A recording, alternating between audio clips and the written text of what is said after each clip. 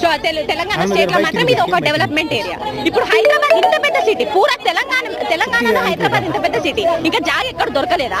ఇంత మంచి నేచర్ ని కూలగొట్టారు. మీరు ఇంతగానో ఆ ల్యాండ్ గురించి మాట్లాడుతూ ఉన్నారు, 400 ఎకరాలు మా యూనివర్సిటీ అని మాట్లాడుతున్నారు.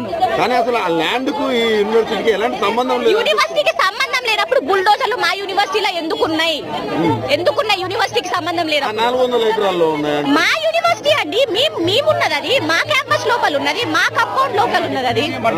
ఏమంటున్నారంటే ఇది ప్రజల ఆస్తి, ప్రభుత్వ విద్య, మేము కోర్టులో కేసు చేసి కొట్లాడి గెలుచుకున్నాం. ఇది అప్పుడెప్పుడు ప్రైవేట్ సంస్థ కేటాయించిన 1974 యూనివర్సిటీ ఎస్టాబ్లిష్మెంట్ అయింది. అప్పుడు మాకిచ్చింది యూనివర్సిటీ ల్యాండ్ కేవలం అకాడమిక్ పర్పస్ కి మాత్రమే యూజ్ చేయాలని చెప్పి.